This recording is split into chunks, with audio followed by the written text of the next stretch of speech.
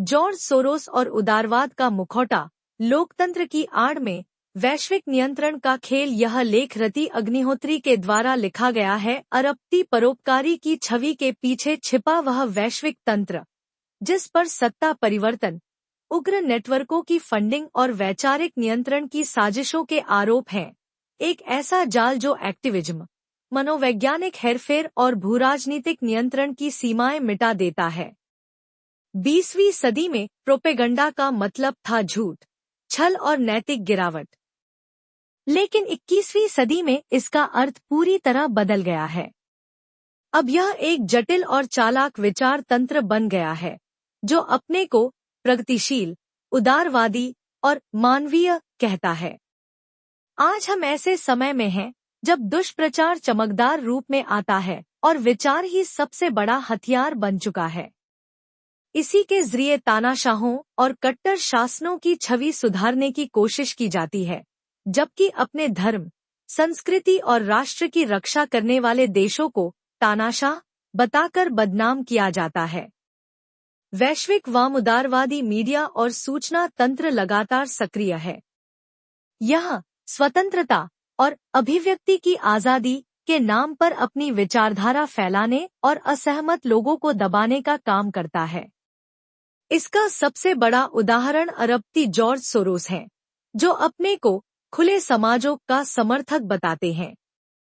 उन्होंने अपनी संस्था ओपन सोसाइटी फाउंडेशंस के जरिए अरबों डॉलर राजनीति, मीडिया और गैर सरकारी संगठनों पर खर्च किए हैं, वह भी लोकतंत्र और मानवाधिकार की रक्षा के नाम पर। कई देशों में उनके नेटवर्क पर आरोप हैं कि उन्होंने विरोध प्रदर्शन भड़काए, चुनी हुई सरकारों को अस्थिर किया और राष्ट्रीय संस्थाओं को कमजोर किया। रूस, हंगरी और कजाखस्तान जैसे देशों में उनकी संस्थाओं पर रोक लगी हुई है या सख्त नियंत्रण है।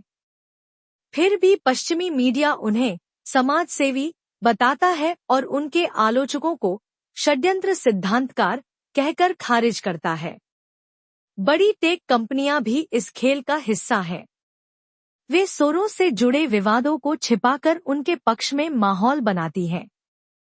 ट्रंप प्रशासन के दौरान अमेरिकी न्याय विभाग ने भी सोरोस के नेटवर्क की राजनीतिक भूमिका की जांच शुरू की थी, जिससे साफ है कि उनका असर सिर्फ दान या परोपकार तक सीमित नहीं है। सोरोस की दिखावटी उदारता के पीछे एक विशाल वैचारिक जाल छिपा है, जहां नैतिकता और मानवता के नाम पर देशों को भीतर से कमजोर किया जाता है। यह लेख उसी तंत्र को सामने लाता है जो सोच को भ्रमित करता है, लोकतंत्र को कमजोर करता है और खुलेपन के नाम पर दुनिया को एक खास विचारधारा की दिशा में मोड़ने की कोशिश करता है। होलोकॉस्ट और सोरोस का पहला अध्याय। जॉर्ज सोरोस का जन्म हंगरी में एक संपन्न यहूदी परिवार में हुआ था। द्वितीय विश्व युद्ध के दौरान उनका परिवार अपनी यहूदी पहचान छिपाने के लिए मजबूर हुआ और बताया जाता है कि उन्होंने झूठे दस्तावेज बनवाकर खुद को ईसाई के रूप में पेश किया। 14 साल की उम्र में सोरोस को एक हंगरी के सरकारी अधिकारी के पास भेज दिया गया, जो उनके ईसाई गॉडफादर बनकर रहे। यही वह समय था जब उनके जीवन के पहले विवादास्पद अध्याय की शुरुआत हुई। जैसे जैसे हजारों हंगेरियन यहूदियों को कंसंट्रेशन कैंपस यानी यातना शिविरों में भेजा जा रहा था, सोरोस अपने उस गॉडफादर के साथ उन आधिकारिक दौरों पर जाते थे जिनमें यहूदियों की संपत्ति जब्त की जा रही थी। इसी वजह से उन पर संपत्तियों की जब्ती में सहयोग करने के आरोप लगे। हालांकि सोरोस ने इन आरोपों को हमेशा नकारा है। उनका कहना है कि इस पूरे प्रकरण में उनकी भूमिका महज एक दर्शक की थी और वे उस समय उम्र के ऐसे पड़ाव पर थे कि मामले की गंभीरता को समझना उनके लिए संभव नहीं था। 1990 के दशक में दिए एक CBS इंटरव्यू में जब उनसे इस दौर के बारे में पूछा गया, तो उन्होंने साफ कहा कि उन्हें अपने उस समय की भूमिका को लेकर कोई अपराध बोध महसूस नहीं होता। यह बयान आज भी उनके आलोचकों के बीच विवाद का विषय है, क्योंकि इससे इतिहास के सबसे अंधकारमय दौरों के प्रति With a huge track record of making money through speculation जब सोरोस ने इंग्लैंड को हिला दिया, जॉर्ज सोरोस को मुद्राओं से खेलकर अर्थव्यवस्थाओं को अस्थिर कर world. Famously known as the man who broke the Bank of England, George Soros began his currency speculation business by betting against the British pound in 1992, making up to $2 billion in the trade, and forcing the British government to devalue the pound and withdraw from the European Exchange Rate Mechanism, ERM. He is also considered the mastermind of the Asian financial crisis that engulfed the economies of Thailand, Indonesia, Malaysia, and South Korea in the late 1990s. Soros had made bets against the currencies of Malaysia and Thailand in the run-up to the financial crisis. The then Malaysian Prime Minister Mahathir Mohamad directly held him responsible for the crisis, accusing him of undoing decades of economic progress. Mahathir was a nationalist whom Soros was sharply critical of. In response to Mahathir's criticism, Soros responded by saying that Mahathir was a menace to his country. He also later called for Mahathir's removal. It's hard to fit George Soros into the traditional mold of a leftist. His initial philanthropic activities were instrumental in bringing down communism in Eastern Europe, a philosophy which apparently reminded him of the oppressive Nazi regime and the Stalinist communist oppression. However, looking at Soros's politics over the past couple of decades, he comes across as a far-left ideologue often supporting causes that fall at the nexus of the left-liberal, woke, radical Islamist ecosystem. Rejection of nationalism lies at the heart of George Soros's political philosophy. His idea of an open society, framed in the language of independent groups working for rights, equity, and justice, seems less about freedom and more about legitimizing external interference in the internal affairs of sovereign nations. It effectively celebrates a globalist monopoly of progressive elites who wield immense influence with little accountability, often disrupting economies, societies, and cultures, and at times even engineering regime changes. In essence, it represents the direct antithesis of nationalism. Many of George Soros's lectures, most of them recorded over a decade ago, are available online and offer a clear window into his का प्रतिनिधित्व करते दिखते हैं। वे अक्सर ऐसे विचारों के समर्थक के रूप में नजर आते हैं जो वाम उदारवादी, वोक और कट्टर इस्लामिस्ट प्रभावों के मिलेजुले वैचारिक घेरे में आते हैं। राष्ट्रवाद को सिरे से खारिज करना सोरोस की राजनीतिक विचारधारा के केंद्र में है।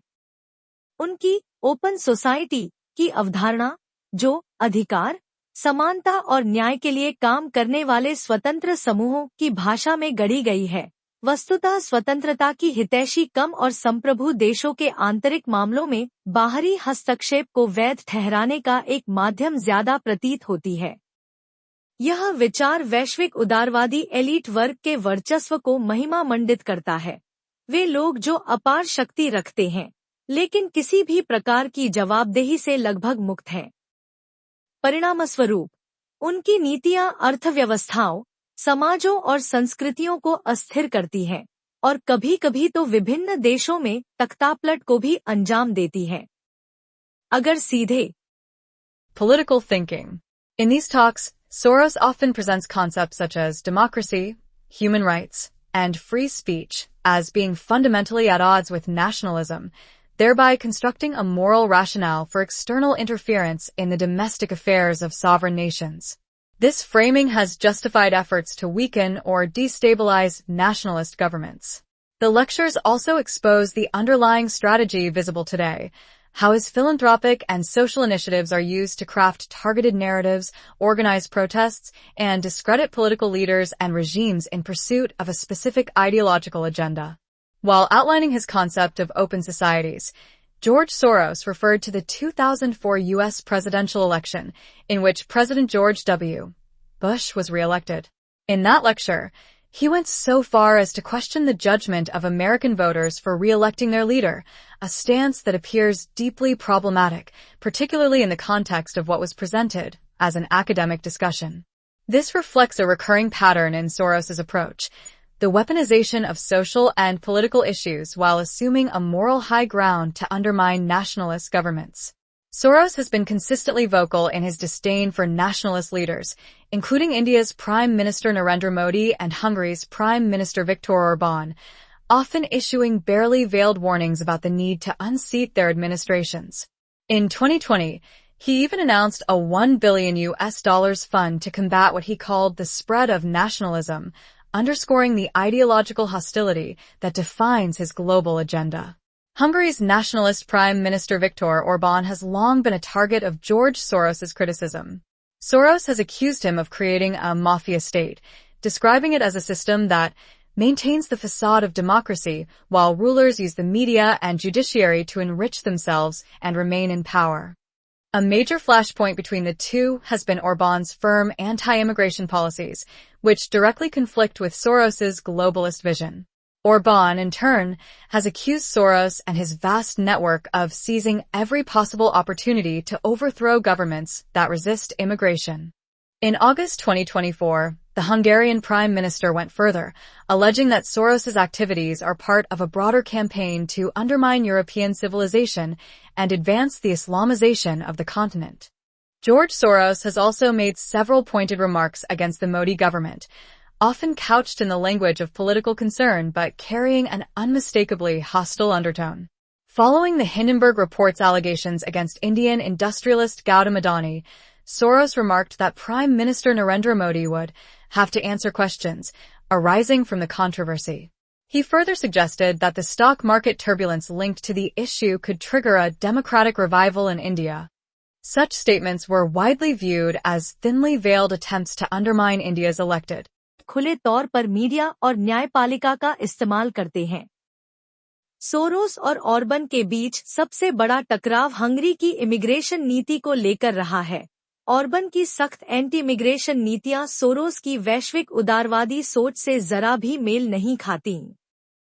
वहीं दूसरी तरफ ऑर्बन ने पलटवार करते हुए सोरोस और उनके नेटवर्क पर आरोप लगाया कि वे हर उस सरकार को गिराने का प्रयास करते हैं जो इमिग्रेशन का विरोध करती है। अगस्त 2024 में ऑर्बन ने यहां तक कहा कि सोरोस की गतिविधियां यूरोपीय सभ्यता को कमजोर करने और यूरोप में इस्लामी प्रभाव बढ़ाने की बड़ी साजिश का हिस्सा है। भारत के संदर्भ में भी जॉर्ज सोरोस ने मोदी सरकार पर निशाना साधते कई बार ऐसे तीखे बयान दिए हैं जो भारत के लोकतांत्रिक मूल्यों को बचाने का दिखावा कर वास्तव में एक लोकतांत्रिक रूप से चुनी गई सरकार पर निशाना साध Leadership and interfere in the country's internal political discourse. In January 2023, Hindenburg Research, a short seller based in the U.S., published a report accusing Indian business tycoon Gautam Adani and his various businesses of engaging in manipulation of stocks and accounting irregularities. The Securities and Exchange Board of India, SEBI, launched an investigation and recently gave Adani a clean chit. India's ruling party, the BJP, has repeatedly alleged that Soros is the main investor in Hindenburg and has also accused the opposition of peddling Soros's script to destabilize India and induce anarchy. हुआ है। हालांकि ऐसा कोई पुख्ता सबूत नहीं है जो जॉर्ज सोरोस को भारत के किसान आंदोलन से सीधे जोड़ता हो, लेकिन कई रिपोर्टों में उनके भारतीय कांग्रेस पार्टी से संभावित संबंधों का जिक्र किया गया है। उदाहरण के तौर पर सलील शेट्टी, जो सितंबर 2021 से अगस्त 2023 तक ओपन सोसाइटी फाउंडेशंस में ग्लोबल प्रोग्राम्स के वाइस प्रेसिडेंट रहे, उन्होंने 31 अक्टूबर 2022 को राहुल गांधी की भारत जोड़ो यात्रा में कर्नाटक में हिस्सा लिया था। इसके अलावा सोरोस से जुड़े फंड्स से सहायता पाने वाले कई संगठनों पर ऐसे कामों में शामिल होने के भी आरोप लगे हैं जो भारत के राष्ट्रीय हितों के खिलाफ माने गए। अप्रैल 2025 में आई मीडिया रिपोर्ट्स के अनुसार Soros economic development fund (ACDF) ने भारत के कई एनजीओएस को दान के नाम पर गुप्त राजनीतिक फंड देने की कोशिश की, जिससे यह संदेह और भी ज्यादा गहरा गया कि जॉर्ज सोरोस की संस्थाओं के जरिए समाज सेवा के नाम पर राजनीतिक हस्तक्षेप किया जा रहा था। कई रिपोर्टें यह भी दिखाती हैं कि सोरोस की समाजसेवी और परोपकारी गतिविधियां अप्रत्यक्ष रूप से आतंकी नेटवर्क या उनके समर्थक समूहों तक भी पहुंची हैं। पॉलिटिको की एक जांच में बताया गया कि सोरोस उन दानदाताओं में शामिल थे जो इसराइल गाजा संघर्ष के दौरान अमेरिकी विश्वविद्यालयों में हुए प्रो फिलिस्तीन प्रदर्शनों के पीछे काम करने वाले समूहों को समर्थन दे रहे थे। रिपोर्ट में यह भी बताया गया कि सोरस की foundation to promote open society ने वर्ष 2022 में education for just peace in the Middle East नाम के एनजीओ को $250,000 दिए थे। गौरतलब है कि यह NGO BDS, boycott, divestment and sanctions नामक फिलिस्तीनी संगठन से जुड़ा है। यह समूह कई बार इजराइल विरोधी प्रोपेगंडा फैलाने के आरोपों के घेरे में रहा है और 7 अक्टूबर 2023 को हुए हमास आतंकी हमलों के बाद इस पर हमास के समर्थन में रैलियां आयोजित करने का भी आरोप लगा। इन खुलासों ने यह चिंता और भी ज्यादा गहरी कर दी है कि सोरोस का वैश्विक नेटवर्क, जिसे अक्सर न्याय और लोकतंत्र के संरक्षक के रूप में पेश किया जाता है, दरअसल कई बार ऐसे संगठनों को मदद पहुंचाता है जो कट्टरपंथी हिंसा और चरमपंथ को बढ़ावा देते हैं। कैपिटल रिसर्च सेंटर की एक शोध रिपोर्ट के मुताबिक ओपन सोसाइटी फाउंडेशंस ने 2016 से लेकर अब तक $80 मिलियन से ज्यादा की फंडिंग ऐसी संस्थाओं को दी है जिनके आतंकवाद या उग्रवादी हिंसा से संबंध रहे हैं। रिपोर्ट में कुछ अमेरिकी संगठनों के नाम भी शामिल हैं, जैसे center for third world organizing, Ruckus society और सनराइज मूवमेंट, जिस पर एंटिफा से जुड़े एक अभियान को समर्थन देने का आरोप है। इस अभियान के तहत कई आंदोलनकारियों पर 40 से ज्यादा घरेलू आतंकवाद और 60 रैकेटियरिंग मामलों में मुकदमे चल रहे हैं। हिंदू विरोधी नेटवर्कों का संरक्षक जॉर्ज सोरोस की फंडिंग गतिविधियों का एक ऐसा पहलू भी है जिसे अक्सर नजरअंदाज कर दिया जाता है। वह है उनका हिंदू विरोधी तंत्र को दिया गया व्यापक समर्थन। ओपन सोसाइटी फाउंडेशंस द्वारा समर्थित कई प्रोजेक्ट्स या तो सीधे कट्टर इस्लामिस्ट एजेंडा को बढ़ावा देते हैं या फिर चरमवामपंथी इस्लामिस्ट गठजोड़ को मजबूत करते हैं, जिससे हिंदू विरोधी विमर्श को पनपने का मौका मिलता है। मानवाधिकार, खुला समाज और अभिव्यक्ति की स्वतंत्रता सरीखे जिन मानवीय मूल्यों को सहेज के रखने का सोरोस हर समय राग अलापते रहते हैं, वे अक्सर उसी कट्टर वामपंथी तंत्र के विमर्श से मेल खाते हैं जो गहराई तक हिंदू विरोधी भावना से ग्रस्त है। इस तरह सोरोस अप्रत्यक्ष रूप से उन तमाम हिंदू विरोधी संगठनों और व्यक्तियों के संरक्षक बन जाते हैं जो भारत या हिंदू समुदाय के खिलाफ काम करते हैं।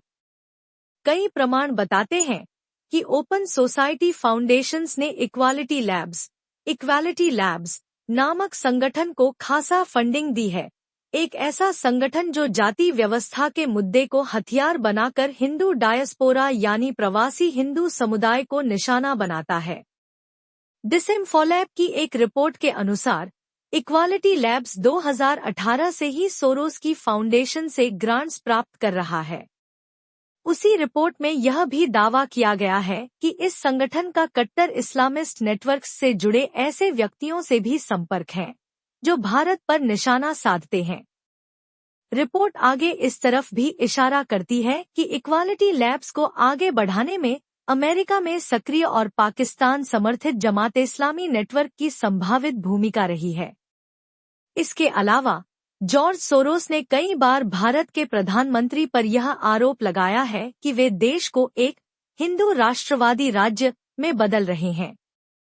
यह बयानबाजी वामपंथी मीडिया के कुछ तबकों, बुद्धिजीवी संस्थानों और अकादमिक जगत में फैले उस हिंदू विरोधी विमर्श से मेल खाती है जो भारत की धार्मिक और सांस्कृतिक पहचान को नकारात्मक रूप में प्रस्तुत करता है। जनवरी 2020 में वर्ल्ड इकोनॉमिक फोरम दावोस में भाषण देते हुए सोरोस ने भारत में राष्ट्रवाद के उदय पर चिंता जताते हुए कहा, लोकतांत्रिक तरीके से चुने गए नरेंद्र मोदी एक हिंदू राष्ट्रवादी राज्य बना रहे हैं, कश्मीर पर दंडात्मक कदम उठा रहे हैं और करोड़ों मुसलमानों की नागरिकता छीनने की धमकी दे रहे हैं। यह बयान न सिर्फ सोरोस के वैचारिक पूर्वाग्रह को दर्शाता है, बल्कि यह भी दिखाता है कि वे भारत की आंतरिक नीतियों को एकतरफा और पक्षपाती दृष्टिकोण से पेश करते हैं।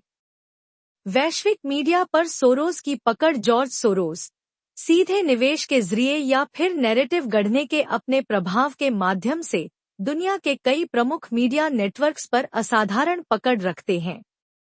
वे मानवाधिकार, लोकतंत्र, खुला समाज, अभिव्यक्ति की स्वतंत्रता जैसे मुद्दों पर जो भी विमर्श रचते हैं या फिर अपने ही विवादित व्यक्तित्व को लेकर जो छवि बनाते हैं, उस पर वैश्विक एलीट मीडिया का बड़ा असर देखा जा सकता है।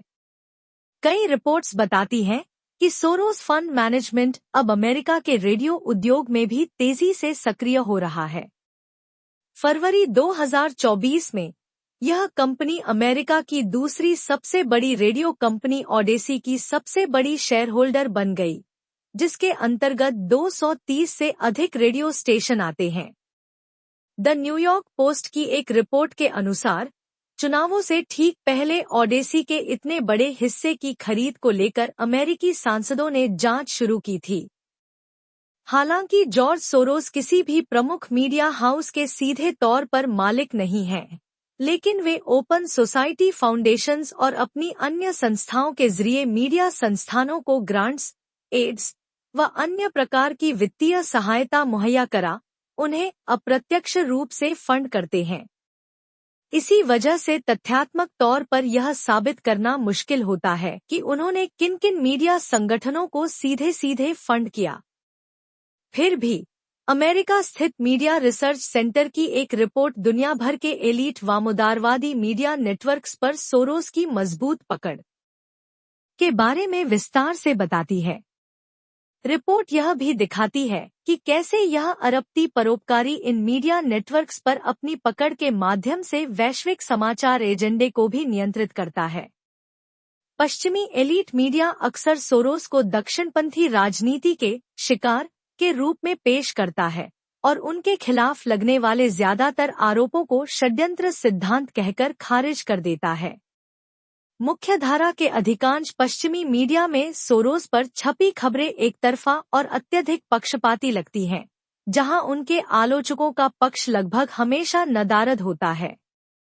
सोरोस के खिलाफ वैश्विक प्रतिरोध अमेरिका से लेकर हंगरी और भारत तक दुनिया की कई राष्ट्रवादी सरकारें अब जॉर्ज सोरोस के वैश्विक प्रभुत्व के खेल का डटकर मुकाबला कर रही हैं। अमेरिका में उनके नेटवर्क और गतिविधियों की जांच शुरू की जा रही है। अमेरिकी अटॉर्नी कार्यालयों के शीर्ष अभियोजकों को निर्देश दिए गए हैं कि वे ओपन सोसाइटी फाउंडेशन से जुड़ी जांच के लिए तैयार रहें। रिपोर्टों के अनुसार अभियोजक सोरोस के खिलाफ कई संभावित आरोपों पर विचार कर रहे हैं, जिनमें आतंकवाद को आर्थिक सहायता, वायर फ्रॉड, रैकेटियरिंग, अवैध गतिविधियों का संगठित नेटवर्क चलाना और आगजनी से जुड़ी साजिशें शामिल हैं। हंगरी के प्रधानमंत्री विक्टर ऑरबान ने यूरोप को सोरोस के प्रभाव से बचाने का प्रण लिया है। उन्होंने स्पष्ट तौर पर कहा है कि वे यूरोप को सोरोस प्रेरित एनजीओ नेटवर्क्स की साजिशों का मैदान नहीं बनने देंगे।